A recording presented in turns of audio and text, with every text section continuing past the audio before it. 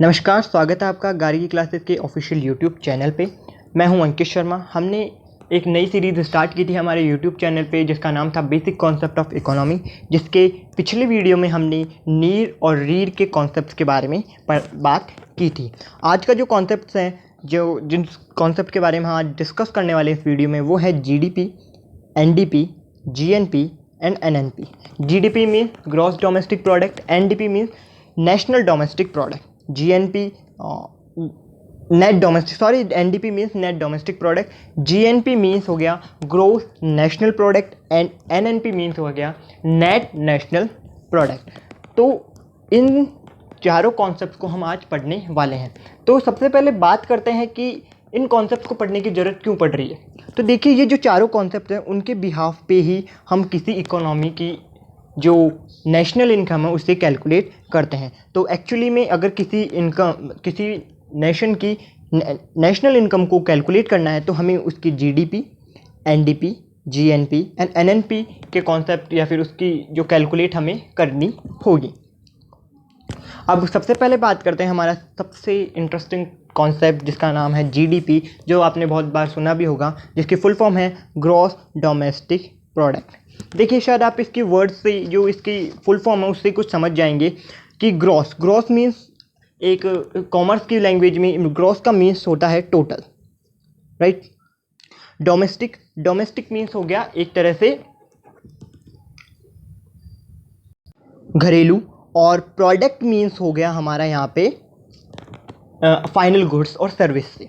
तो इसकी पहले डेफिनेशन देख लेते हैं। GDP is the value of all final goods and services produce with in the boundary of a nation during the 1 year period.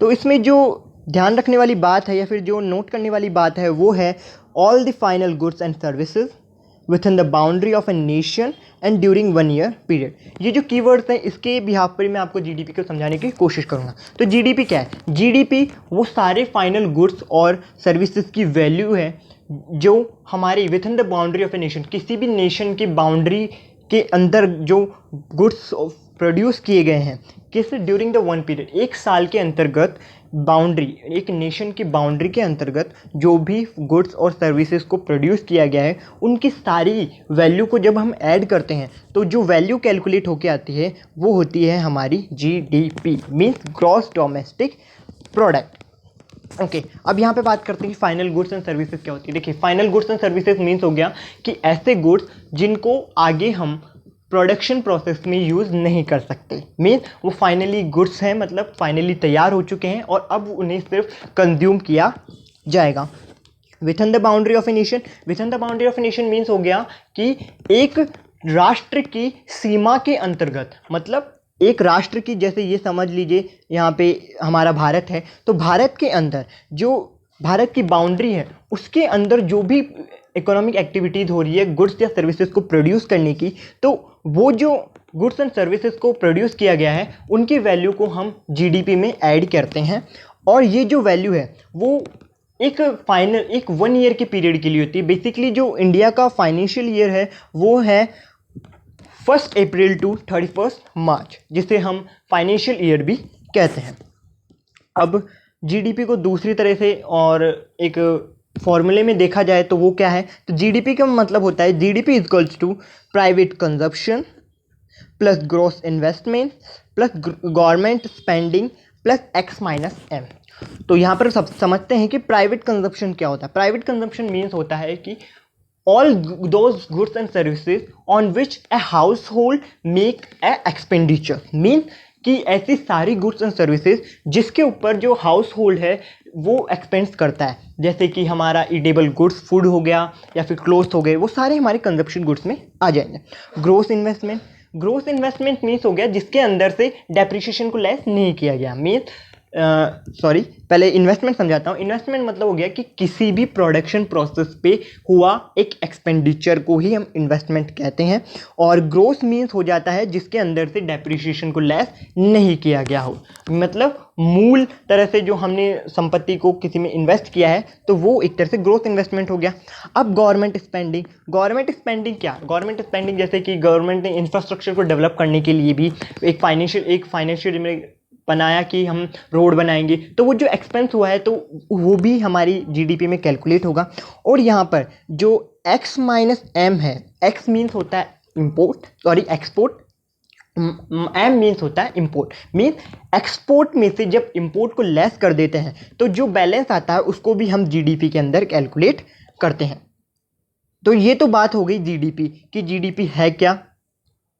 तो इसमें जो ध्यान रखने वाली बातें हैं वो है, एक तो all the final goods and services produce with in the boundary of a nation during 1 year period. ये 3 बातें आपको ध्यान रखनी है, तो आपको जो जीडीपी है वो एकदम आपके दिमाग में एकदम फिट हो जाएगी कि ऐसी सारी फाइनल गुड्स और सर्विसेज जो कि एक नेशन की बाउंड्री के अंतर्गत प्रोड्यूस की गई है एक वर्ष के दौरान। ओके, ये हो गया जीडीपी। अब बात कर लेते हैं कि जीडीपी के क्या क्या यूजेज हैं, कि जीडीपी हम कैलकुलेट करते हैं तो उसके हम क्या यूज़ कर सकते हैं या फिर उसका हम क्यों कैलकुलेट कर रहे हैं। तो सबसे पहला है per annum percentage change in growth rate of an economy. जो जीडीपी है वो जीडीपी की जो चेंज रेट मतलब एक्सचेंज होता है, मतलब जैसे सपोज कीजिए कि इस साल जो इंडिया की जीडीपी है वो 107 रुपये, मीन्स जो अगर पिछले साल 100 रुपये थी तो इस साल कितनी बढ़ गई है 7 रुपये। तो ये जो 7 है वो परसेंटेज चेंज शो करेगा कि मतलब इंडिया की जो जीडीपी है वो 7% से इंक्रीज हुई है। तो अगर किसी की कंट्री की ग्रोथ रेट को भी जानना है तो हम जीडीपी को यूज़ कर सकते हैं। दूसरा है its volume and size show the internal strength of a country. It's a quantity concept sorry. ये जो अगर जीडीपी जितनी ही ज़्यादा, एक नेशन की जीडीपी जितनी ज़्यादा होगी उस कंट्री की इंटरनल स्ट्रेंथ उतनी ही मतलब उसकी जो स्ट्रेंथ है, इंटरनल जो स्ट्रेंथ है वो उतनी ही पावरफुल होगी। ओके, क्योंकि वो ज़्यादा गुड्स एंड सर्विसेज प्रोड्यूस करेंगे तो गवर्नमेंट के पास ज़्यादा टैक्स कलेक्ट करेगी, गवर्नमेंट ज़्यादा टैक्स कलेक्ट करेगी तो वो ज़्यादा हमारे यहाँ पे डेवलपमेंट के ऊपर इन्वेस्ट कर सकते हैं। दूसरा, इसके बाद में तीसरा जो यूज़ है वो है it is use by IMF and WB in the comparative analysis of its member. देखिए यहाँ पे IMF का मीन होता है international monetary fund and WB का मीन है वर्ल्ड बैंक। तो जो इंटरनेशनल मॉनेटरी फंड जो एजेंसी है और जो वर्ल्ड बैंक है वो जीडीपी को एक कंपैरेटिव एनालिसिस के कंपोनेंट की तरह यूज़ करता है। मीन्स कि बहुत सारे देशों की जो भी वर्ल्ड बैंक के साथ लिंक है उन देशों की जीडीपी के बिहाफ पर वो उन्हें रैंक देता है कि कौन सबसे टॉप पे चल रहा है, कौन सेकंड है, कौन थर्ड है। वैसे इंडिया की बात की जाए तो इंडिया की जो अभी करंट में जीडीपी चल रही है तो इंडिया की जो करंट में जो पोजीशन है वो है 6 नंबर की पोजीशन, नॉमिनल वे में देखा जाए तो। नॉमिनल मीन्स हो गया एक्सचेंज रेट के बिहाफ पे, मनी का एक्सचेंज रेट के बिहाफ पर देखा जाए तो इंडिया की जो अभी पोजीशन है वो 6 नंबर पे चल रही है। और वैसे PPP means purchasing power parity के बिहाफ पर देखा जाए तो इंडिया की जो जीडीपी है वो भी 3rd नंबर पे चल रही है। ओके, तो मैंने आपको बताया कि जीडीपी क्या है और उसके यूजेस क्या है। अब हम अगले कॉन्सेप्ट की तरफ बढ़ते हैं, वो है net domestic product. Net domestic product क्या है? नेट डोमेस्टिक प्रोडक्ट जीडीपी का वो फॉर्म है जिसके अंदर से हम डेप्रिसिएशन को लेस करते हैं। सबसे पहले समझने की कोशिश करते हैं कि डेप्रिसिएशन क्या है। ओके, डेप्रिसिएशन मीन्स होता है wear and tear of capital. Wear and tear means कि किसी भी कैपिटल जो हमने इन्वेस्ट की है उसके अंदर घटना मतलब उसकी वैल्यू को डिक्रीज हो जाना, वो होता है डेप्रिसिएशन। ओके, तो जब हम जीडीपी में से डेप्रिसिएशन की वैल्यू को डिडक्ट कर देते हैं तो वहाँ पर जो वैल्यू कैलकुलेट होके आती है वो होती है नेट डोमेस्टिक प्रोडक्ट। ओके, अब बात करते हैं the government of economy decide the end announce the rate by which assets depreciated. देखिए अलग अलग कंट्री की जो गवर्नमेंट है वो अपने हिसाब से डेप्रिशिएशन की रेट को डिसाइड करती है। मीन्स कोई भी कंट्री अपने हिसाब से किसी भी असेट्स के ऊपर डेप्रिशिएशन की रेट को डिसाइड कर सकता है। इसका कोई ऐसा रूल नहीं है कि फिक्स रेट ऑफ इंटरेस्ट मतलब fix rate of depreciation he charge किया जाएगा किसी भी असेट पे। ये एक कंट्री के गवर्नमेंट के ऊपर डिपेंड करता है कि वो कितनी रेट से किसी भी गुड्स या किसी भी कैपिटल गुड्स को डेप्रिशिएट करना चाहती है। दूसरा, this is way NDP of A economy is lower than it's GDP of the same year. देखिए जैसे 2018 की हमने जीडीपी कैलकुलेट की और उसी की हमने एनडीपी कैलकुलेट की है। तो सपोज कीजिए कि जीडीपी हमारी 3 ट्रिलियन आ रही है, राइट। और जो हमारी एनडीपी है वो 2.5 ट्रिलियन आएगी। क्यों? क्योंकि 2.3 ट्रिलियन में से जब हम डेप्रिसिएशन की वैल्यू को डिडक्ट करेंगे तो वो 2.5 रह जाएगा, राइट। तो हमेशा एनडीपी की वैल्यू जीडीपी से लेस ही आएगी, कोई भी अगर हम एक सेम ईयर का अगर कंपैरिजन करते हैं। अब बात करते हैं कि नेट डोमेस्टिक प्रोडक्ट के यूजेस क्या है, इस कॉन्सेप्ट के यूजेस क्या है। सबसे पहला है to understand the historical situation of the loss due to depreciation to the economy. Depreciation की वजह से जो इकोनॉमी को लॉस हो रहा है वो उसको एनालाइज करने के लिए भी ये बहुत यूज़फुल रहता है कि पिछले साल डेप्रिसिएशन कितना लगा था और हमने रेट्स बढ़ाई हैं तो उसका क्या इफेक्ट हुआ या फिर रेट्स हमें कम करनी चाहिए, ये एक पॉलिसी मेक करने में भी काम आता है। दूसरा है to show the achievement of economy in the area of research and यहाँ पे डेवलपमेंट है, research and development, DEVELOPMENT, right, development, कि ये जानने के लिए कि एक इकोनॉमी ने रिसर्च और डेवलपमेंट के एरिया में कितनी ग्रोथ हासिल किया है, फिर कितना अचीवमेंट हासिल किया है। मीन्स कि किसी इकोनॉमी ने रिसर्च एंड डेवलपमेंट पे कितना इन्वेस्ट किया या फिर उसके रिसर्च एंड डेवलपमेंट डिपार्टमेंट ने कितना अचीवमेंट दिखा है। जैसे कि आज का टाइम है जिसमें जो डेप्रिसिएशन है वो बहुत कम लगने के चांसेस होते हैं, क्योंकि लुब्रिसेंट्स ऐसे कुछ चीज़ें डेवलप की गई हैं जिसकी वजह से जो कैपिटल्स हैं या फिर जो भी मशीन्स वगैरह इक्विपमेंट्स हैं उनके ऊपर डेप्रिसिएशन बहुत कम होता है। मीन्स वो बहुत लंबे समय तक उस कैपिटल को हम यूज़ कर सकते हैं। अब यहाँ पे मैंने एक नोट दिया है जिसमें लिखा है NDP is not use to compare the different economies due to different rate of depreciation decided by different economies. Means कि एनडीपी जो कॉन्सेप्ट है उसके बिहाफ पर हम किन्हीं दो मतलब इकोनॉमीज मीन्स वर्ल्ड की जो इकोनॉमीज हैं यूएसए यूके इंडिया इनके बीच में कंपैरिजन नहीं कर सकते। इसका जो बेसिक रीज़न है वो यही है कि different rate of depreciation decide by different economy. अलग अलग देश अलग अलग देश की अलग अलग गवर्नमेंट अलग अलग रेट ऑफ डेप्रिसिएशन को डिसाइड करती है। तो अगर रेट ऑफ डेप्रिसिएशन अगर फिक्स हो तो मे बी एनडीपी को यूज़ किया जा सकता है एज अ कंपैरेटिव एनालिसिस के कंपोनेंट की तरह। बट क्योंकि जो अलग अलग देश हैं वो अलग अलग तरह से डेप्रिसिएशन की रेट को डिसाइड करते हैं तो इसको हम कंपैरेटिव एनालिसिस में यूज़ नहीं करते हैं। अब अगला जो टॉपिक है उसका नाम है जीएनपी, ग्रॉस नेशनल प्रोडक्ट। अब देखिए ग्रॉस नेशनल प्रोडक्ट क्या है। Gross national product is the GDP of an economy added with its income from abroad. Income from abroad यहाँ पे समझिए कि जीडीपी में हम जब डोमेस्टिक इनकम को ना ऐड करके जब हम अब इनकम को बाहर से कमाई हुई इनकम को भी जब हम जीडीपी में ऐड कर देते हैं तो वो जो कैलकुलेट होके आता है वो होता है जीएनपी। इसको एक आसान भाषा में समझाने की कोशिश करता हूँ आपको। देखिए समझ लीजिए कि यहाँ पर टाटा कंपनी है एक तो, ओके, और एक एलजी कंपनी है, ठीक है। टाटा कंपनी ने सपोज कीजिए 50 यूनिट्स ऑफ कार मतलब 50 कार्स तैयार की और एलजी ने 50 एलजी टीवी तैयार की। अब वहीं पे यूएसए में एक रमेश नाम का एक आदमी है, ठीक है, आर नाम का मीन्स रमेश नाम का आदमी यूएसए में है। वो हमेशा इंडिया में मतलब वहाँ पे जाके काम कर रहा है, तो वो जो उसकी इनकम है उसकी फैमिली तो इंडिया में रह रही है, तो वो जब उसकी इनकम को इंडिया में भेज रहा है मीन्स फॉरेन ट्रांसफ़र कर रहा है, लाइक हम उसको बोलते हैं प्राइवेट रेमिटेंसेस। तो जब वो बाहर का आदमी इंडिया में कुछ भेज रहा है तो वो एक एनआरआई की तरह हो गया। तो एनआरआई जब कुछ अमाउंट या फिर फॉरेन फंड्स देते हैं तो जब हमें वो रिसीव हो रहा है तो हम उसे ऐड कर लेते हैं, ओके, हम उसे हमारी जीडीपी में क्या कर लेंगे, ऐड कर लेंगे। सपोज कीजिए आर नाम के पर्सन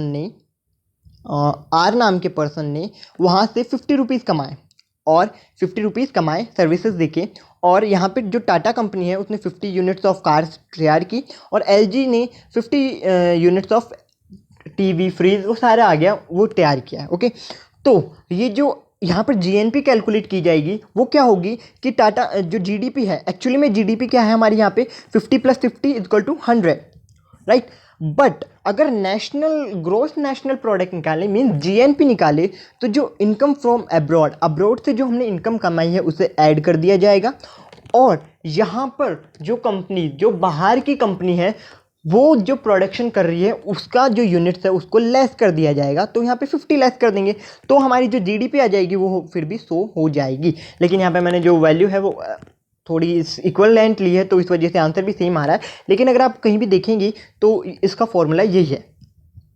ओके, अब एक सेकेंड बात करते हैं, have the trans boundaries economic activities of an economy also taken into account. जैसा कि मैंने अभी ऊपर आपको एग्जांपल में समझाया कि बाहर की जो इकोनॉमिक एक्टिविटी मतलब अपनी डोमेस्टिक बाउंड्री को छोड़ के बाहर के जो उसी कंट्री के सिटीजन अगर बाहर पैसा कमा रहे हैं तो उनकी जो इकोनॉमिक एक्टिविटी से जो प्रोडक्शन या फिर जो भी इनकम हो रही है उसे भी इसमें कैलकुलेट किया जाएगा।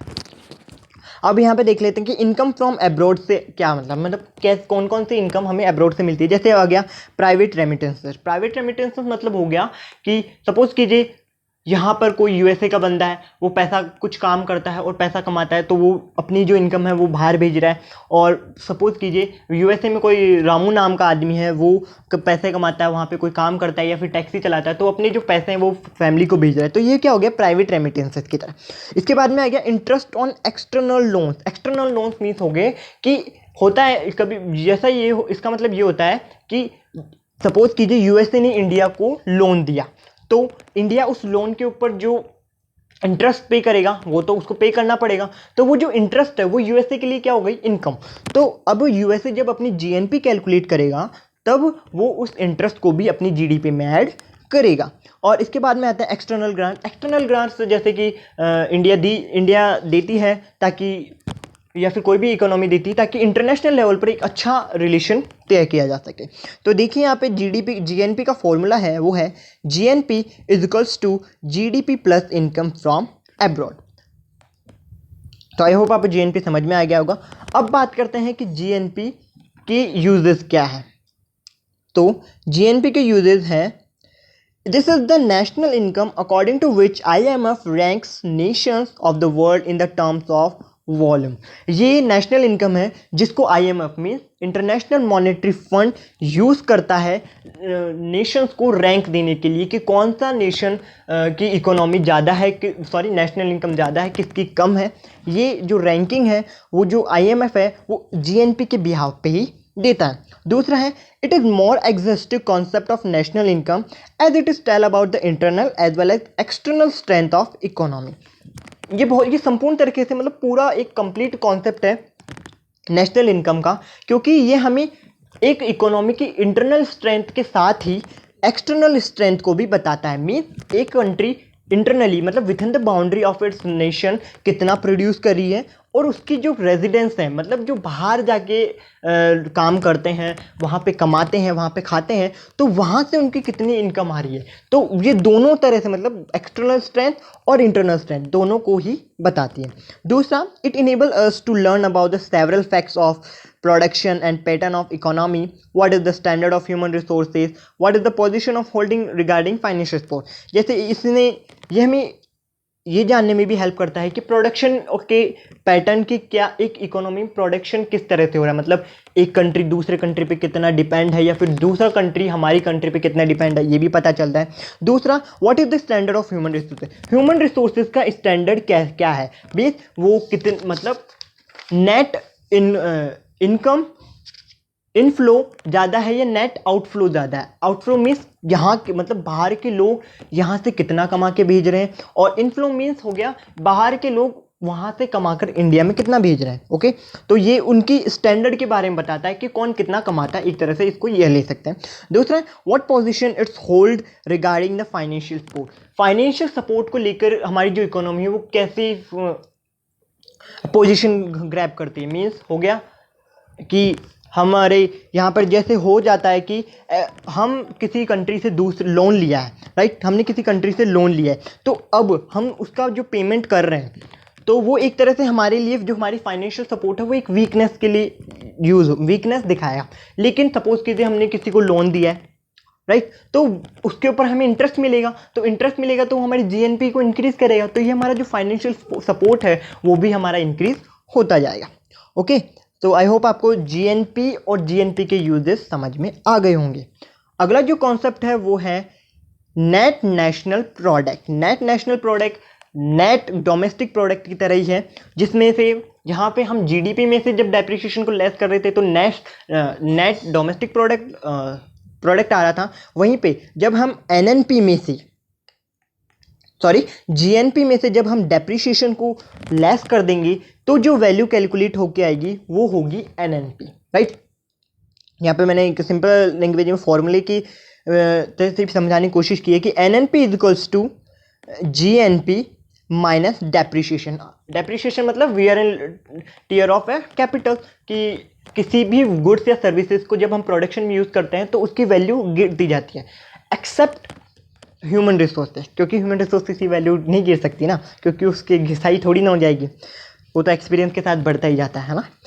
दूसरा है यूजेज ऑफ एनएनपी। एनएनपी का यूजेज क्या है? This is national income of an economy.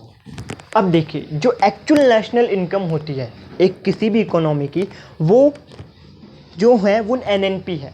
देखिए, GDP, GNP, NNP and NDP, ये सारे ही नेशनल इनकम के कॉन्सेप्ट्स हैं। मतलब कोई भी कंट्री अपनी जीडीपी को भी नेशनल इनकम कह सकता है, लेकिन एक्चुअल जो एक इकोनॉमी की नेशनल इनकम होती है वो नेट नेशनल प्रोडक्ट के को ही हम एक नेट नेशनल इनकम कहा जाता है, क्योंकि उसमें जीएनपी में से डेप्रिसिएशन लेस किया जाता है, तो वहाँ पे जीडीपी भी कैलकुलेट हो गया। उसके साथ ही हमने एक्सटर्नल इनकम फ्रॉम अब्रोड, मतलब बाहर से कितना कमाया, वो भी हम उसमें ऐड कर लेंगे। तो ये एक स्टेप बाय स्टेप मतलब लास्ट प्रोसेस है, तो क्योंकि लास्ट प्रोसेस हमेशा ही बेस्ट होता है, तो इसलिए एनएनपी को हम नेशनल इनकम बता सकते हैं एक इकोनॉमी की। दूसरा, this is the purest form of the income of nation, जो कि हम इसे नेशनल इनकम बता रहे हैं, तो ये एक प्योरेस्ट फॉर्म हो गया, क्योंकि ये लास्ट तक चल के आया है, मतलब ये सबसे लास्ट में कॉन्सेप्ट यूज होता है, तो एक तरह से ये प्योरेस्ट फॉर्म है। इसमें से जितनी भी कमियां हैं वो हमने कोशिश की है कि निकाल दी, तो एक तरह से जो भी है हम इसे प्योरेस्ट फॉर्म ऑफ इनकम मानते हैं किसी भी नेशन के, ठीक है। When NNP is divided total population of a country, then per capita income of a nation is derived. देखिए, जब एनएनपी को हम टोटल किसी कंट्री की टोटल पॉपुलेशन से जब हम उसकी एनएनपी से टोटल पॉपुलेशन को डिवाइड कर देते हैं, तो पर कैपिटा इनकम मतलब पर हेड कितनी इनकम हो रही है वो कैलकुलेट की जाती है। तो आई होप आपको GDP, NDP, GNP and NNP का जो कॉन्सेप्ट है वो समझ में आया होगा। अगर फिर भी कोई डाउट है तो प्लीज़ हमें कमेंट सेक्शन में ज़रूर बताएं और वीडियो को लाइक ज़रूर करें, और अगर आप हमारे चैनल पे नए हैं तो प्लीज़ हमारे चैनल को सब्सक्राइब करें। Thank you so much.